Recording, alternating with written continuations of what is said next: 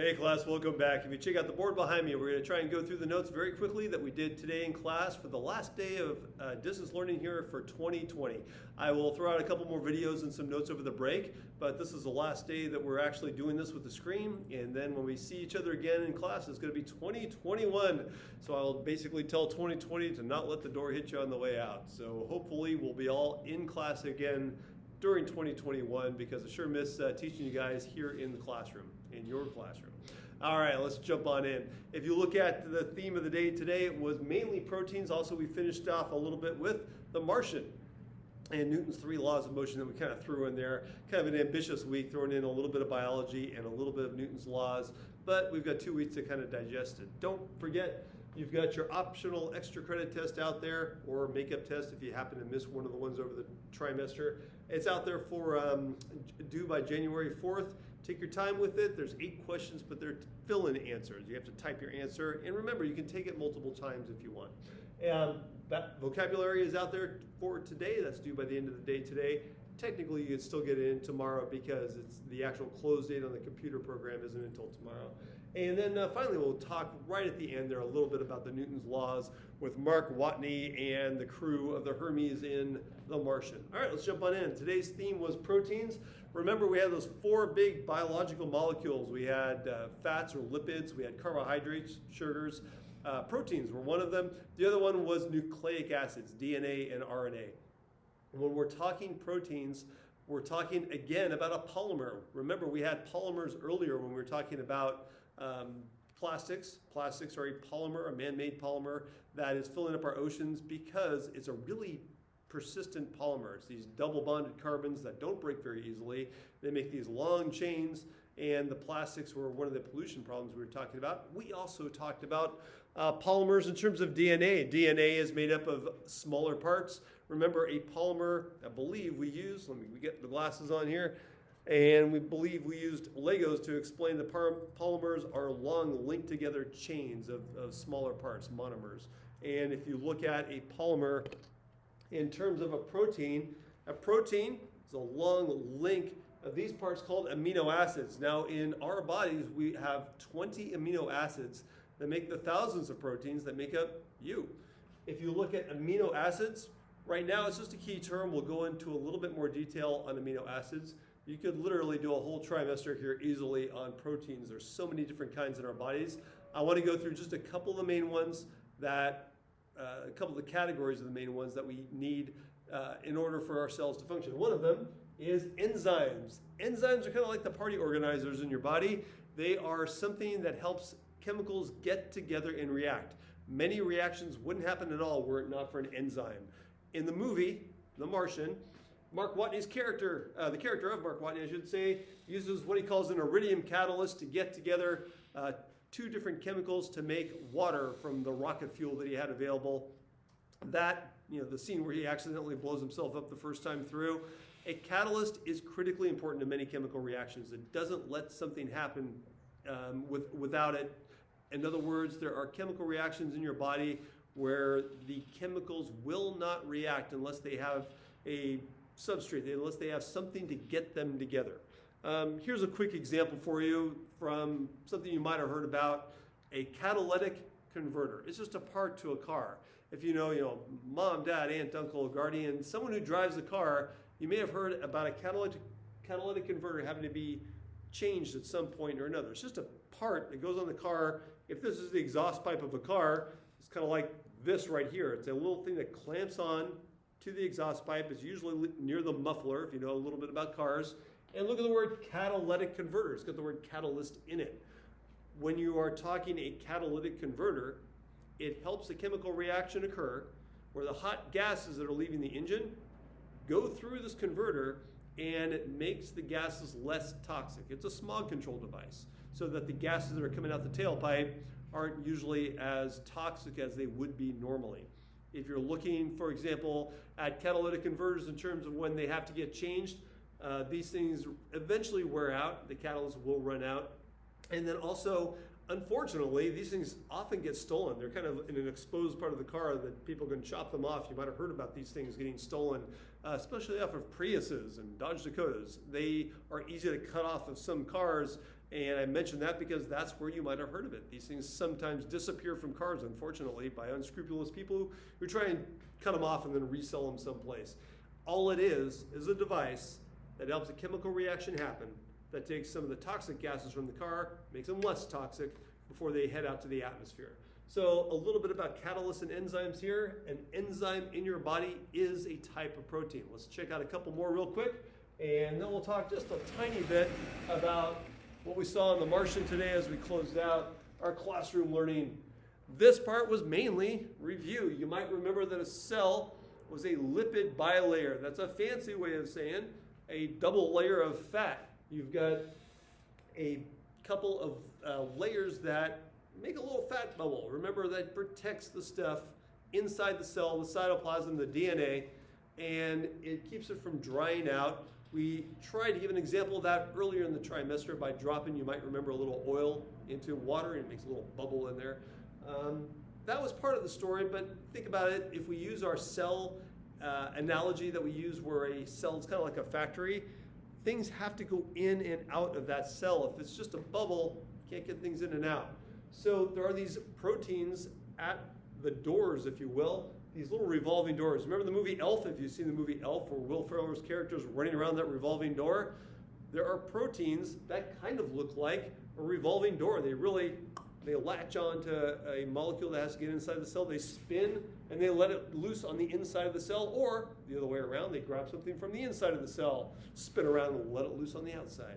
So they're kind of like revolving doors. They are the doors of the factory.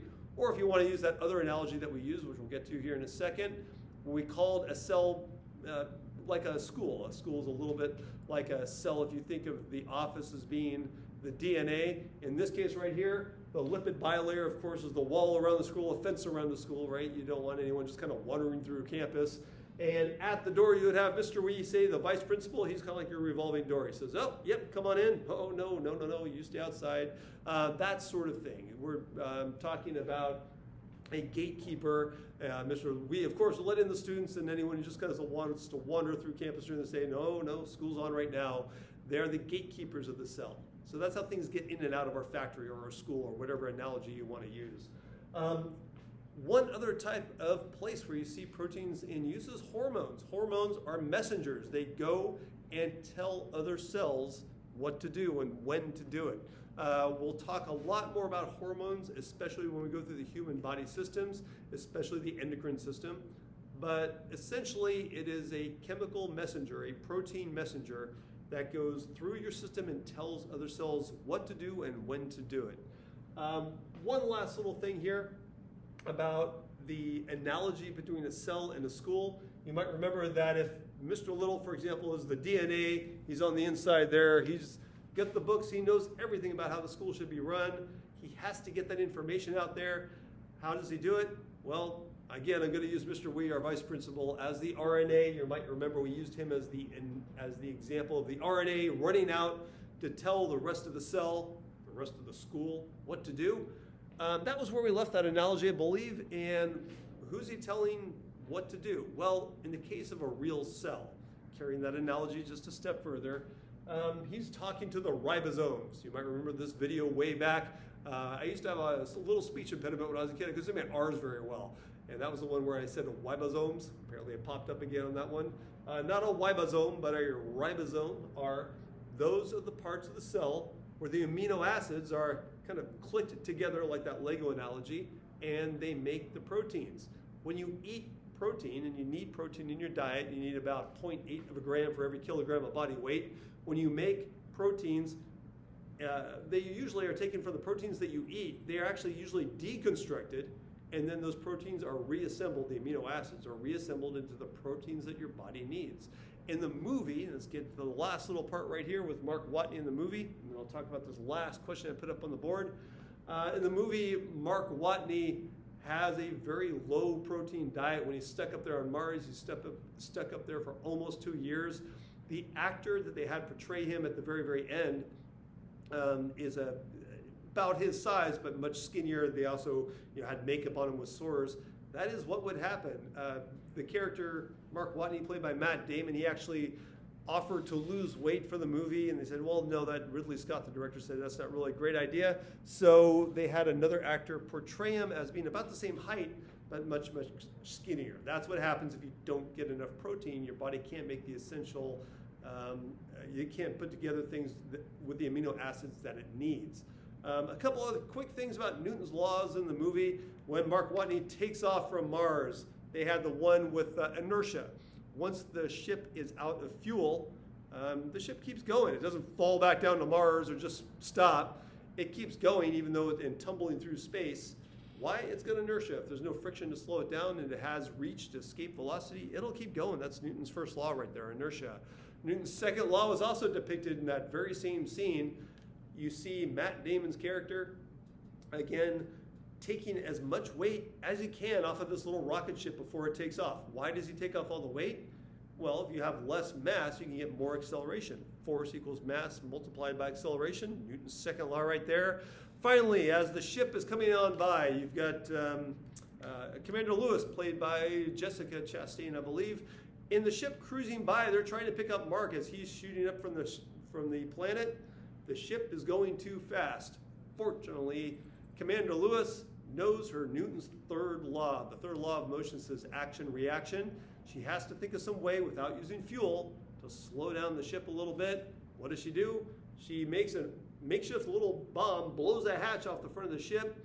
Air escapes. You've got action, the air leaving the front of the ship. Reaction is it slows down the ship. It wasn't enough force to stop it. It slows it down just enough.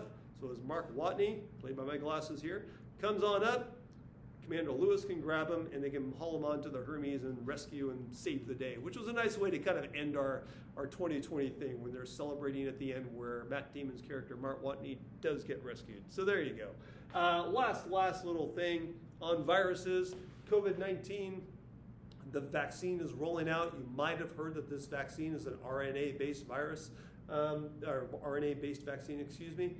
If you look at what a virus does, remember, it kind of cuts its way through this fence right here. It doesn't usually use one of these little revolving doors. It's a virus trying to get inside the cell to reproduce. It has a way of getting through that lipid bilayer.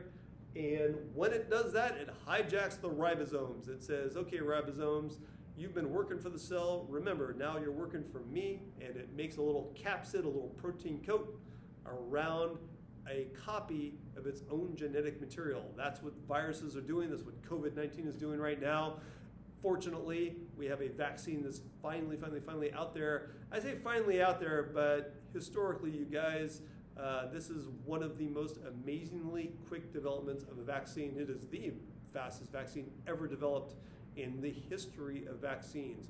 Over the break, I'm going to put out a little more information about vaccines, but you guys are really seeing history in the making. I cannot wait to see you guys back in class. Hopefully, and hopes are high that I'll see you here in 2021, and we'll be in class together doing our experiments. If not, we'll continue distance learning, and we will get together again next year. Take care. Have a wonderful 2-week breaks. Be kids. Get outside. Go out surfing, riding bikes, and all that kind of stuff. Staying socially distant, of course, but enjoy the outdoors and enjoy nature. Miss you, and I'll see you soon. Bye-bye.